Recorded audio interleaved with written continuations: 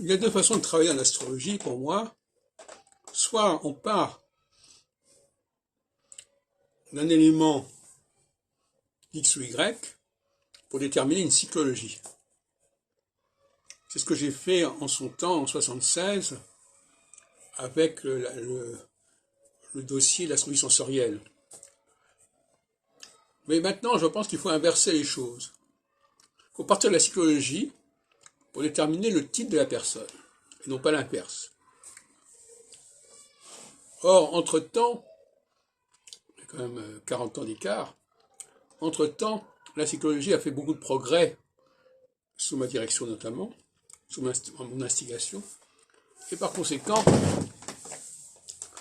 on peut plus facilement baliser d'abord la vie de quelqu'un pour déterminer s'il est plutôt d'un type solsticial ou un type équinoxial. En sachant que s'il est solsticial, il sera plus médiocre et que s'il est équinoxial, il aura un haut potentiel. Alors, les clés, alors le rôle de l'astrologue, c'est cela. C'est de déterminer, face à un client donné, sa catégorie. C'est ce qu'on faisait d'ailleurs avant la Seconde Guerre mondiale, quand on rectifiait l'heure de naissance. On posait un certain nombre de questions pour déterminer cette heure de naissance qui n'était pas forcément connue, qui n'est pas forcément certaine. Et cet interrogatoire préalable, il a largement disparu aujourd'hui, et c'est bien regrettable, parce qu'il y avait là une piste de recherche, d'autant plus qu'on demandait des dates marquantes dans la vie de la personne, et que c'était ça qui permettait de cerner le profil cyclique et par ailleurs psychologique, parce que si une personne est sensible à certaines cyclicités, c'est qu'elle a un mode de fonctionnement en rapport avec ça. Donc, le travail de l'astrologue aujourd'hui, c'est de recevoir un client et de déterminer sa signature, entre guillemets. Et sa signature, c'est-à-dire quelles sont les périodes qui lui ont été favorables et quelles sont les périodes qui lui ont été défavorables.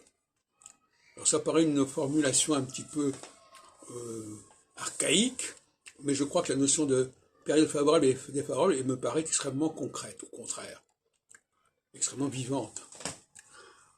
Sauf que ce qui est favorable aux uns ne sera pas favorable aux autres. Justement, ce qui permet justement de savoir qu'il y a deux catégories.